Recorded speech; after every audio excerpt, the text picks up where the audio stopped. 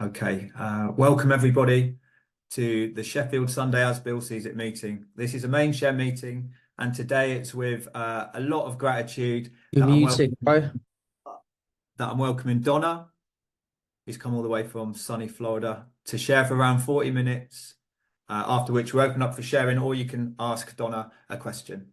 Donna, thank you so much for coming. With that, it's over to you. Good morning and good afternoon, everyone. My name is Donna and I am an alcoholic.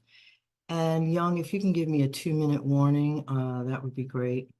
Yeah, it's always an honor to be able to serve. And the reason why I say the word serve, it's so appropriate. Somebody sent me a daily meditation and it used the word help and serve. And early on, my sobriety date is August 5th, 2000. And in the beginning, I thought I was helping. But as I grew spiritually, I realized that I was serving.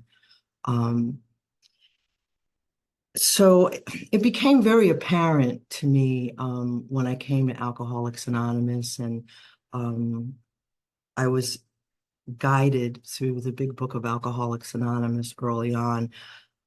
I had this moment of clarity that I knew that this was what I was supposed to be doing. I'm very clear when I have these experiences. I know that it didn't come from my own thinking.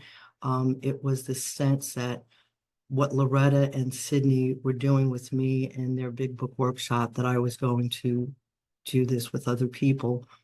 So my early AA was not focused so much on sponsorship. It was more carrying the message out of the big book of Alcoholics Anonymous.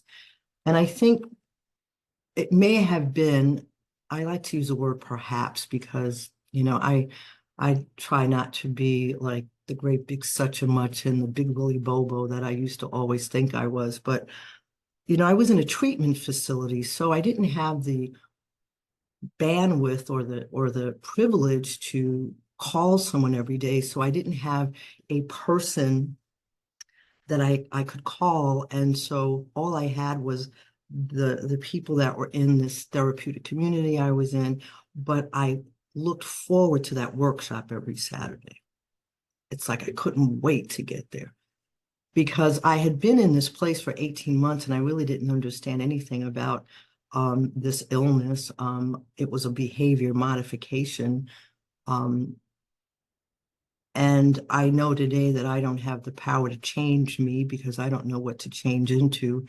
It just reminds me of in the big book, everything is new, new, new, new, new. So I don't know what the difference is and who I've been all my life based on this identity that I created, that all it does is separate me from me.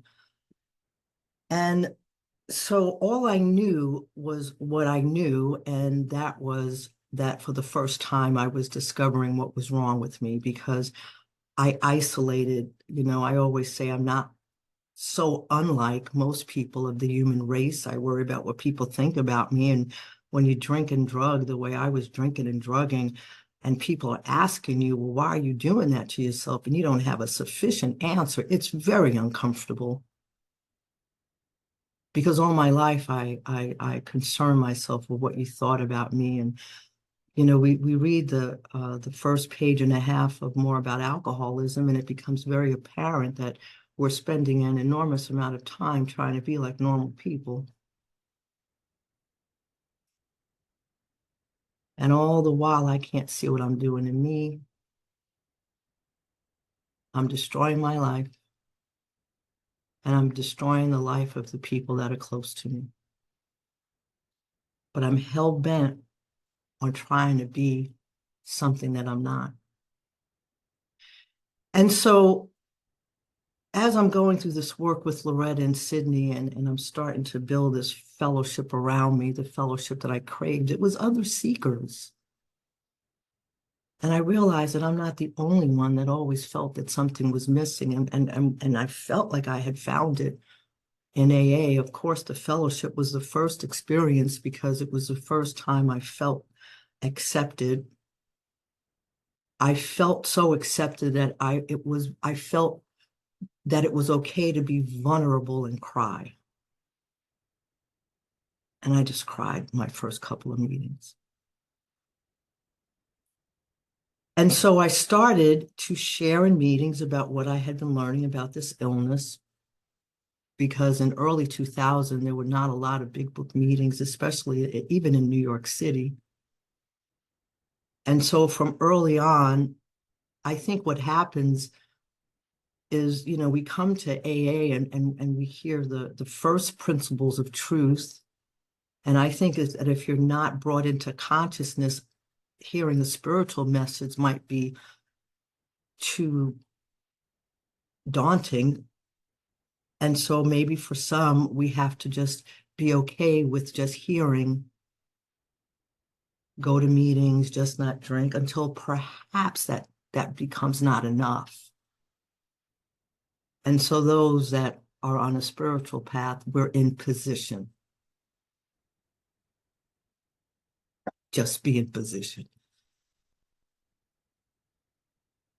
I believe I was brought into consciousness on August 5th, 2000, because I'm very clear that something happened to me that was not of me. I knew that the obsession to drink and drug was lifted. I didn't know that. I didn't know how to use those terms, but I knew that I never had to drink again. And I even told my mom that, and I never was able to tell anybody that I knew I was done. I just knew I was done. And I allowed myself to be led, because there's no other way that I did not jump off the subway before I got to that detox and go to some after hours, or stop and get a bottle before I jumped on the bus, because that was my MO back in the day. I remember I was invited to an NA meeting, and I went and got high before I went to the NA. No, it was an NA dance, and I had to go get high before I went to the dance. And I never got to the dance because I sat in the bar the whole time. So I knew that something was guiding me. And I was put into contact with these people that all their responsibility was to guide me to God. And so that has been my approach since I've been in AA. My responsibility is to guide you to God.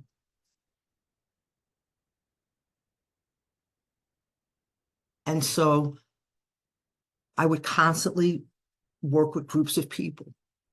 Like since Zoom, every time I get a new sponsee, it's an opportunity to do another workshop. I got another person. I'm starting from the title page of the book. Okay, everybody, like I have a workshop, come join me. But it says that the 12-step work in itself is not enough. Now, we all have a responsibility. We all have purpose. There's people like my girl Deb, she's the governance piece, like she's rock solid in that. And so these are people that I can go to for that. That's not my thing. I know the traditions, but that's not where I spend a lot of my energy. And there's people that are doing other things, like we're all needed by God.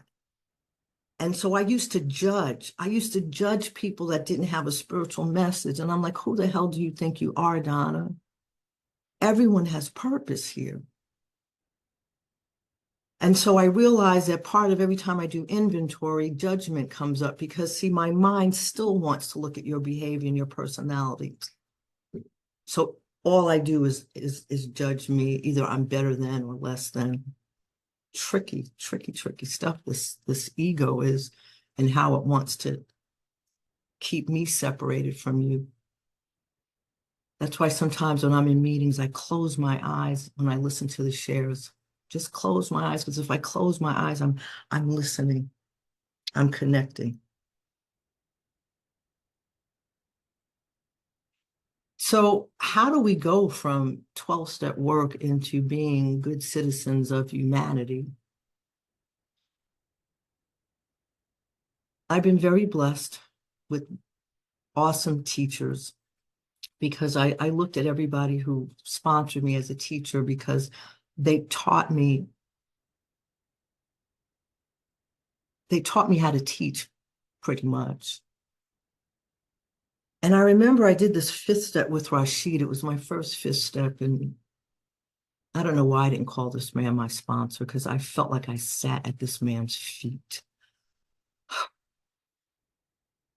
And I had this powerful fifth step with him. And he said one of the most powerful things that anybody has said to me in AA when I got out my car to go, when I got out his car to go sit for an hour. He said, now go join the human race. See, I had been living apart from life. I didn't have children because if I had kids, I couldn't bounce. I was a bouncer. I always had to get away, man. But if I had children, I would have made my mom a grandmother, and I would have made my sister an aunt, and I couldn't bounce.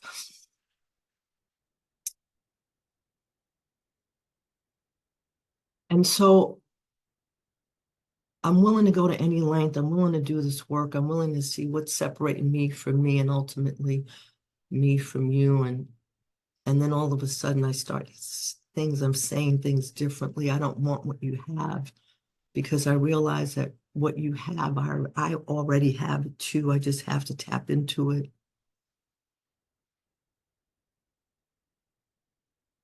And then being willing to help turns into being willing to serve. Because I get to see that this whole deal, every bit of pain, every bit of sorrow, every bit of everything that I longed for was to get me to a place to be so beat down. And I'm willing to find this thing that I don't even know what it is, but I'm having experiences with this thing. I'm seeing it when I'm writing inventory. I'm putting pen to paper and I'm like, wow, where did that come from? And I'm not allowing my mind to interject, to question it, because after 4 chapters of step 1 in the big book, I realized that I cannot trust my mind. My mind lied to me. It didn't protect me. I tried to commit suicide 10 years prior to August 5th, 2000, and my mind never said, Donna, not a good idea. And so I always joke and say that anytime I do any spiritual writing, it's not a threesome. It's not me, my mind, and God. And so I get to see that as we go through this work and we don't look for the experiences, because sometimes I think that I know what's supposed to happen and the damn thing is happening. And maybe the only thing I'm supposed to do is go through situations in life and talk to you guys about how my reliance upon God got me on the other side. Because if all I'm saying is I'm just not drinking, you guys are already not doing that. And if my responsibility is to make the spiritual life attractive, you got to feel it, you got to see it. Because perhaps maybe people are sitting in AA and maybe the first principles of truth are not enough for them now. And so we share and then they hear something. That's why I pick up my phone when people call me, even if it's to say, look, I got to call you back. But I know what it's like when you're a seeker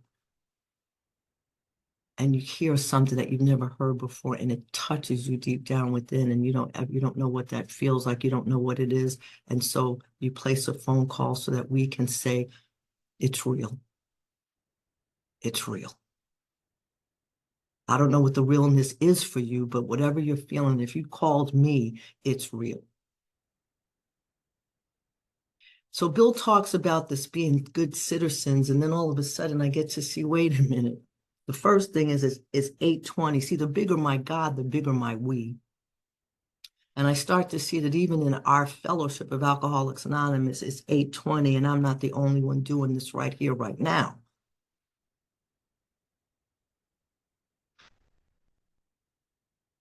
How powerful is that? That in this given moment, there's somebody else doing the same thing, being of service to God. And then if I allow myself to even think larger than that, I realize that, wait a minute, it's not just this fellowship. It's a whole brotherhood, sisterhood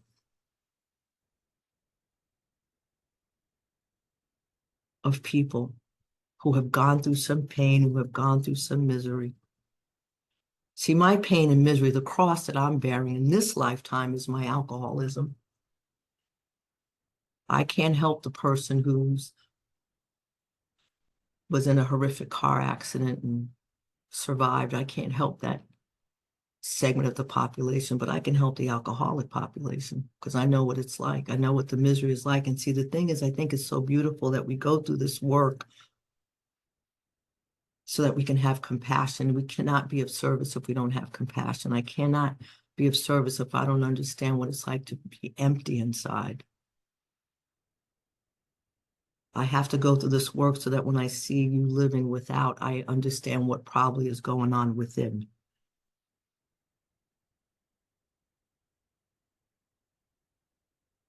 So Bill Wilson, it's interesting. He states what life is like when we're living in self-will, that icy intellectual mountain in whose shadow we shivered. Well, I don't see a lot of compassion in that. I don't see love emanating from that. And then it says, but what our real purpose is to be agents for God, spearheading God's ever-advancing creation. That's our responsibility. God saved me from me so I can be of service to God, and he also enabled me to see my life without God. I just finished doing a chunk of inventory. And I still see my human frailties, judgment, envy, jealousy, superior. And I still see as a human being those three buckets: power, money, and prestige. My character defects fall in one of those three buckets. And so when I do inventory, it's not that I feel, oh my God, I can't believe I'm still like this. It's no, this is how I am without God. So what is my choice to be? That God is going to be everything or he is nothing. If he is nothing, I better get very comfortable and those character defects start becoming who I am again. I start serving the God of reason because I can't serve two masters, nor do I want to.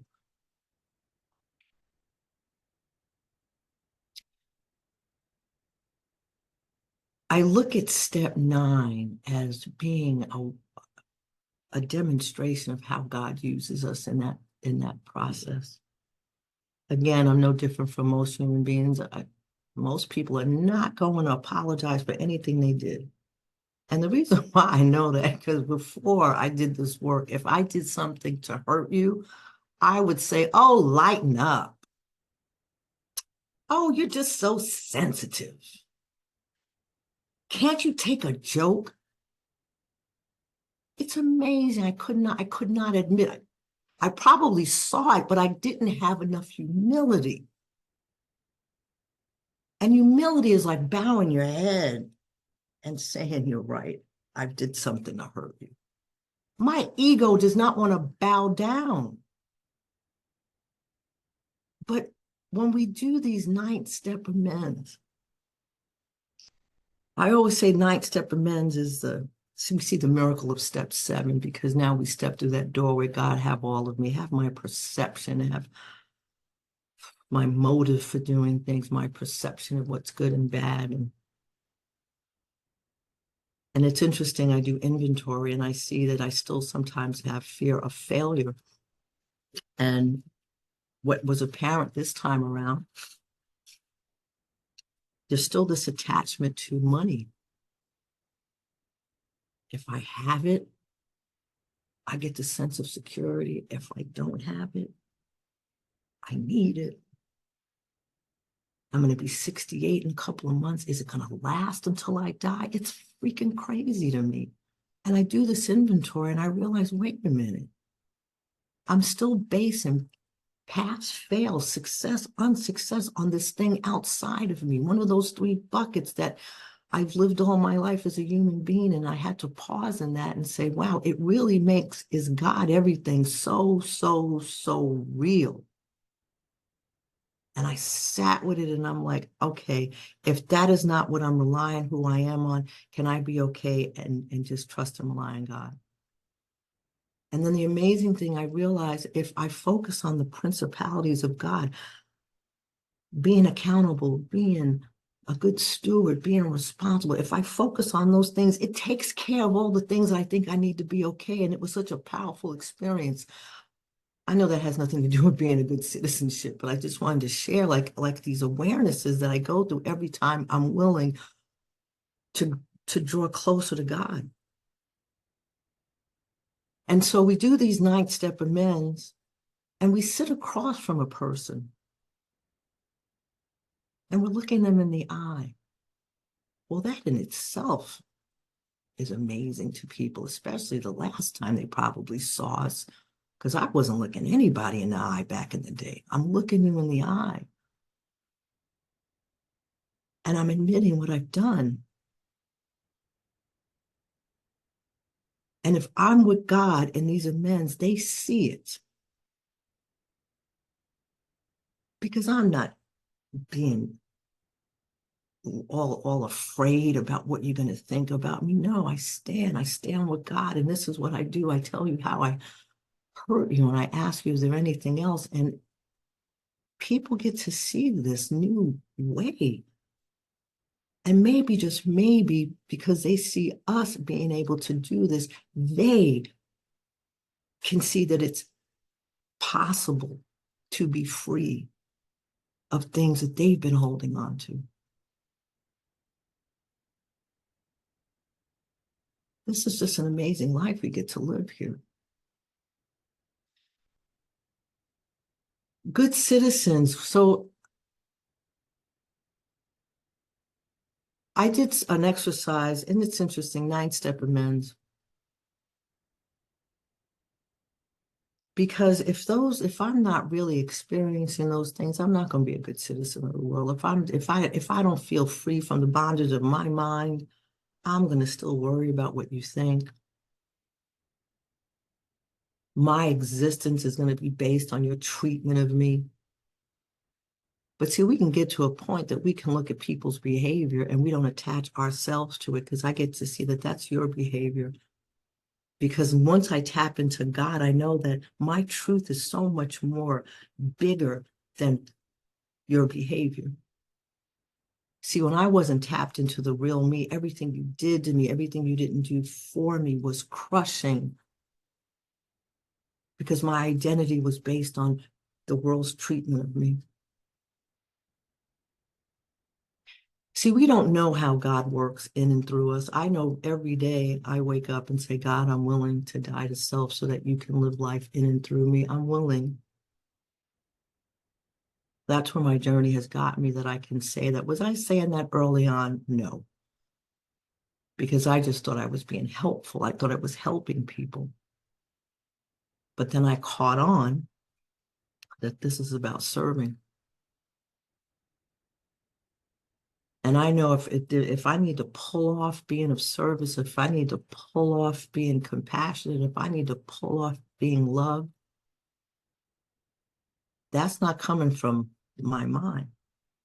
And so can I be one with God? And then all of a sudden, I now am reminded of what Rashid would tell me. He would say, Donna, it never gets more complicated than one. And I never really understood that. Trust me, I didn't understand it. But there was something about this man that I was willing to believe it.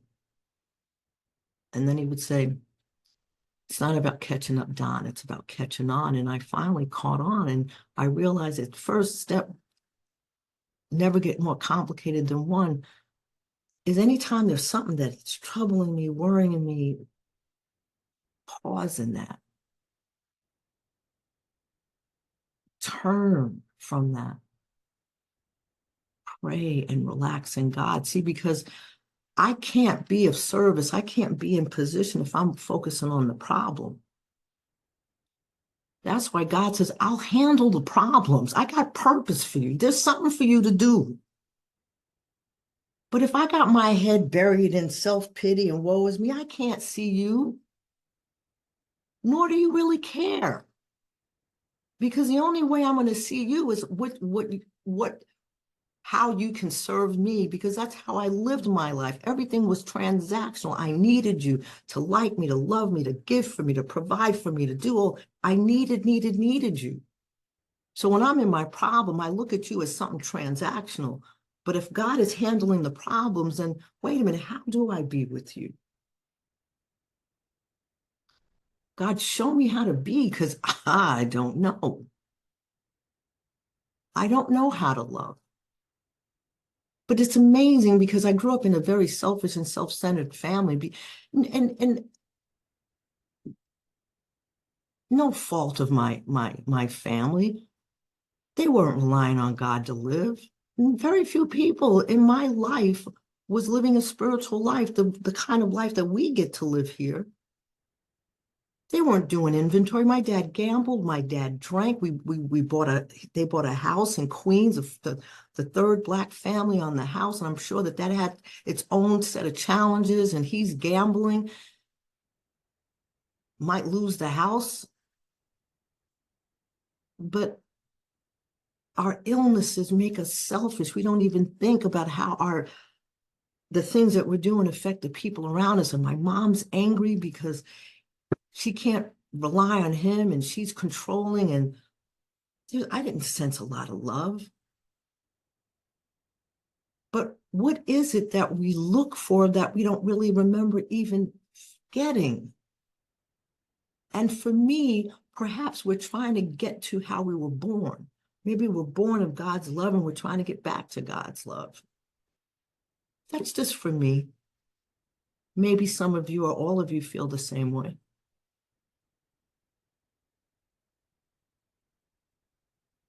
Being in position. I moved from New York to Florida to be near my family. I didn't think I would ever leave New York. I'm a New York girl through and through. And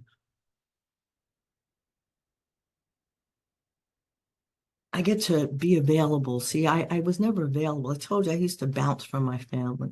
I never thought that I would want to be around my mom because I blame my mom. But when I did inventory, God enabled me to see a side of my mom that my mind would not let me see. The only way I saw my mom was what she wasn't doing for me, what she wasn't giving me, because that's how I think with my thinking. And it was powerful because as I was writing the inventory about my mom, I had visions of her from an entirely different perspective, and it blew me away. See, if you're willing to go to any length and have this relationship with God, God will show you.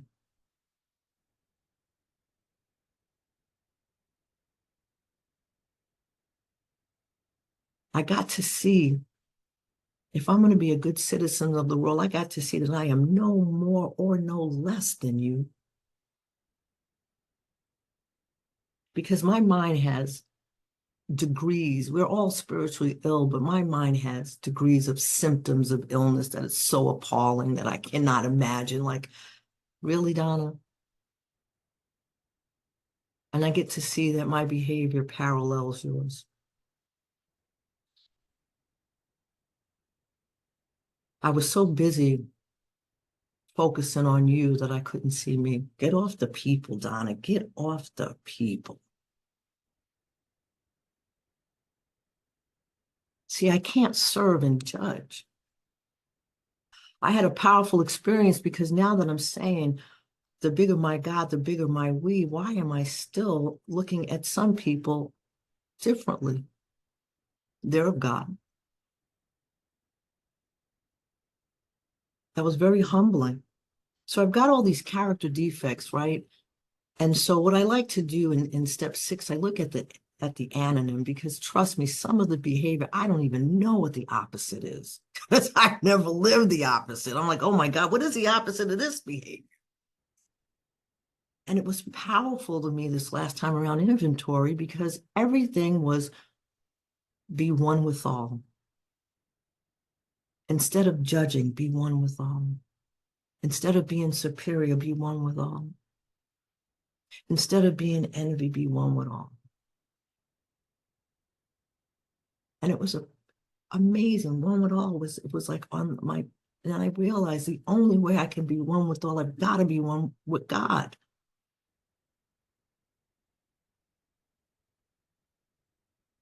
So then I can be a good citizen around my family,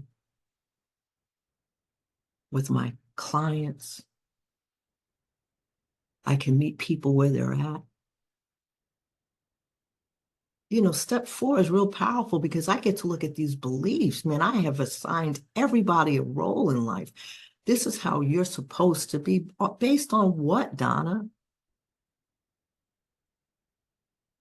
That's why I think to set aside a prayer is so powerful. God, please set aside everything I think I know and show me the truth. Because what I think is true usually only benefits me. And if you're lucky, it might benefit you.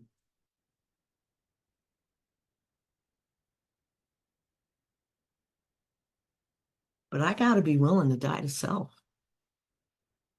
And that each time I keep having deeper surrenders.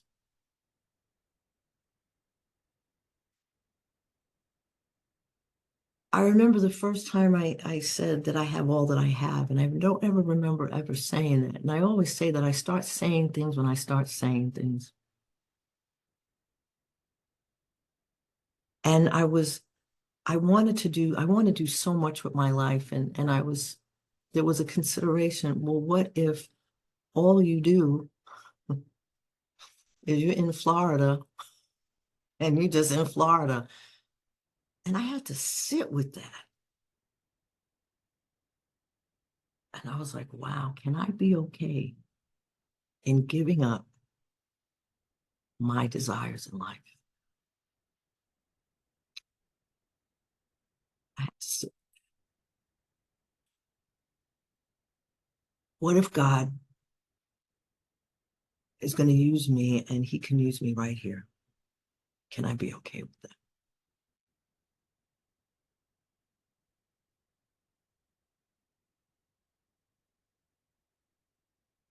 And I said, yeah.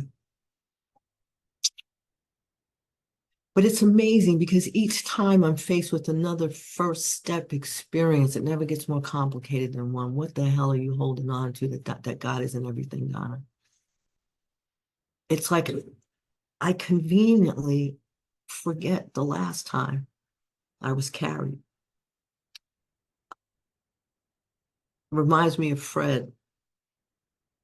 A couple of cocktails with dinner would be fine. That's it. That's all. Like my mind, I can't see the last 23 years how I've overcome challenges, how I've been led. Each step one experience, all of a sudden, I feel like I have to make myself believe that God is everything again.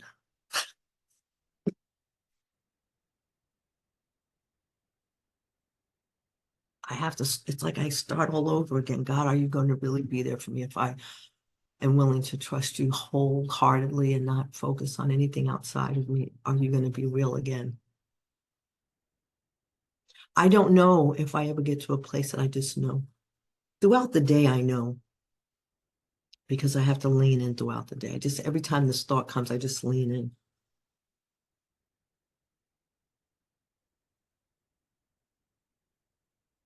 And I realize that perhaps even that this is being a good citizen is sharing these experiences that we have with ourselves and God so that other people can see this life.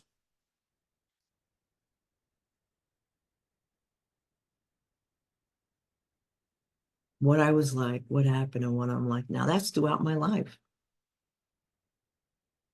I don't think it just stops with what I was like as an active alcoholic. But what was I like when I was dealing with this, trying to deal? It says like stop trying, that actor trying to live, trying. When I stopped trying, what happened? And what's the results? And I think that we're of service to one another when people can see that.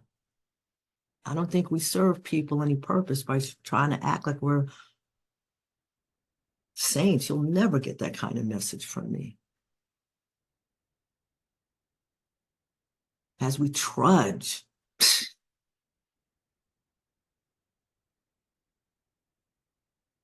I lost my cat recently, and I realized that even in losing my cat, people were able to watch me get through that. And all I did was lean into God. I had to lean in like my life depended on it. And people watch. And I was able to see, and this is just for me, I felt like my cat was the martyr. Because if Sammy hadn't gone missing, my relationship with God wouldn't have become deeper. And I felt like maybe perhaps Sammy's loss was for me to seek God more. Maybe instead of being angry at God, we lean into God. Maybe some people's purpose is to be the martyr for those that are the living, right? I don't know.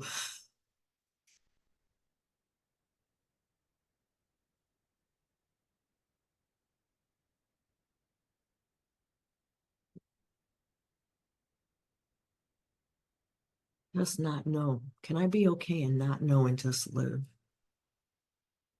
But if I remind myself that my purpose to be of service to God, that's it, that's all, and God will handle all things, that is such a letting go of control, which is in direct conflict with how we live, because as alcoholics, all we did was try to control. We spent years controlling our drinking, and then we come in here and you tell me, what? It's not about control. How do I not do that? That's why step one is so powerful. If I have a deep first step experience, I'm going to have a deep 6 and 7 because I'm going to be convinced my need for this power. If I don't realize that God did for me what I couldn't do, the second most important day in my life is the day that God removed the obsession for me to drink and drug. If I think I just stopped drinking and drugging, my God is going to stay small. And trust me, I ain't going to be thinking about serving you. But I know what God did for me.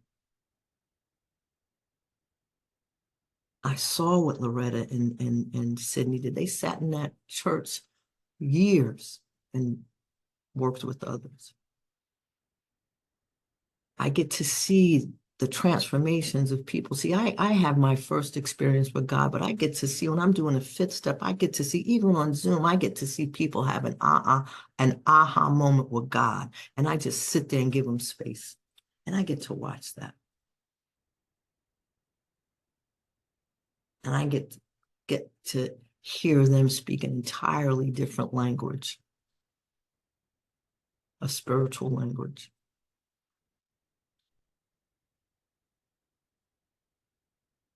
And people around us start seeing something different in us because we represent a totally new way of life.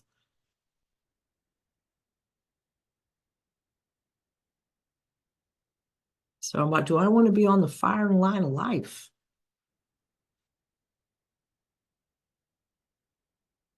Thank God we get an opportunity to watch for the behaviors that separate us from others. Thank you.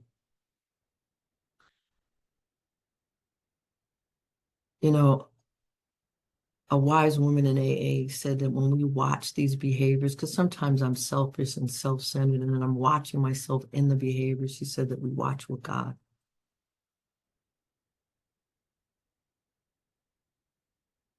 Because I know what my purpose is. God saved me for me to be of service to God. And if I don't stay active in 10, 11, and 12, I'm going to go back to being selfish, and I'm not going to care about you. But how can I not care about the very same people that went through the same pain and misery that I have? And I have a way out. We don't have to sit miserable, even in AA. But if I'm not trusting and relying upon God, the best that I can do is just be okay. And I can sit in being okay because I can't get past being okay. But if I want freedom, that's God that does that for me. So I want to thank you guys for allowing me to be here today.